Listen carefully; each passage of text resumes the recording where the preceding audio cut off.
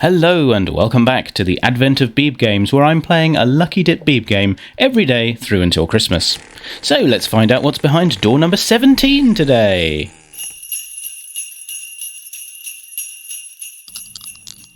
It's First Moves Chess by D. Civita, published in 1984 by Longman Microsoftware.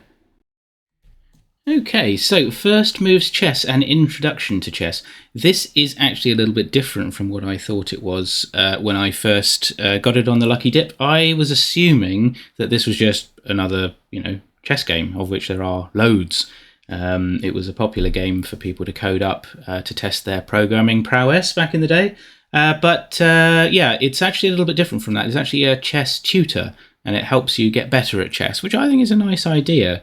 Now, I'm not going to use a joystick. Can't imagine that would be particularly fun to use. But anyway, let's say no to that. So I'm not going to take you through the instructions because they're quite lengthy. But basically what it does is, as you'll see, it gives you a certain number of different chess scenarios, and then it kind of guides you through how you might play those. So as it says here, you're ready to use the computer to improve your chess. Apparently there was a poster that came with this game, which is rather nice.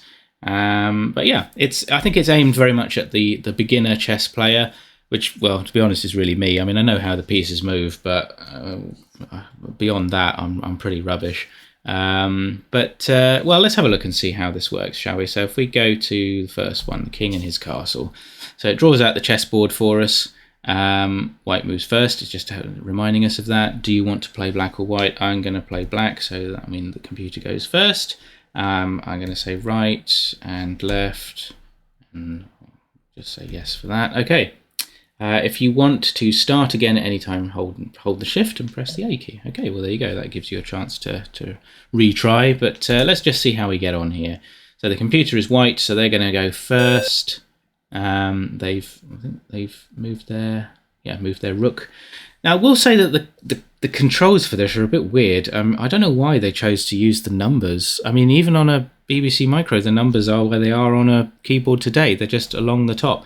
And I don't think this was a game written for the Master, which does have a numpad. And even if you do have a numpad, I don't really feel like the controls are set up for that in the way that it's sketched out. But anyway, it is what it is. So I'm going to go over to my rook, and I can press help, and it will tell me how the rook moves. There you go. See, it shows me these are all the legal moves for my rook. And then if I'm happy with that, I can say, okay, I'm going to pick him up, and I want to move the rook to, let's say I want to move it there, and then I press P and put it down. So I quite like this. I like it. I like the idea behind it. Probably doesn't quite fall under the heading of a game in the traditional sense, because it is more like a tool for teaching you how to play chess, which, as I say, I think is a lovely idea.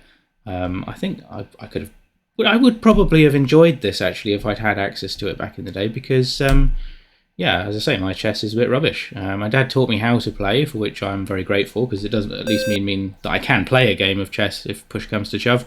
I'm just not very good at it. Whereas I feel like this is it gives you a sporting chance. All right, let's see if I can move this one up here. There you go. And then maybe I might be able to take that pawn on the next go.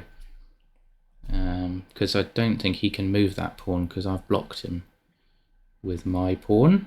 Let's see what he does though. Okay, well, he's just moved his pawn, which is not particularly exciting. So I am going to go over to the rook. I'm going to pick him up, and I'm going to move him over here and put him down. And I've also, if I'm right, I've put him in check as well. So he's moved his king. There you are. So I'm not gonna belabor the point. I think you get the idea. But this is very much a nice, gentle sort of chess tuition game. I do, as I say, I really like the help feature here, where it shows you what your legal moves are. I think, especially for someone who's a real beginner, it's a nice little Nice little helper for you. So there you go. Slightly unusual entry for our Advent game of the day, but I hope you've enjoyed having a look at that. And, well, you never know, if you're interested in getting into chess, maybe you might enjoy this as a way of helping you improve your game. Anyway, whether you enjoyed it or whether you found this completely boring, I do hope that you'll join me tomorrow for the next video in the series. And until then, goodbye.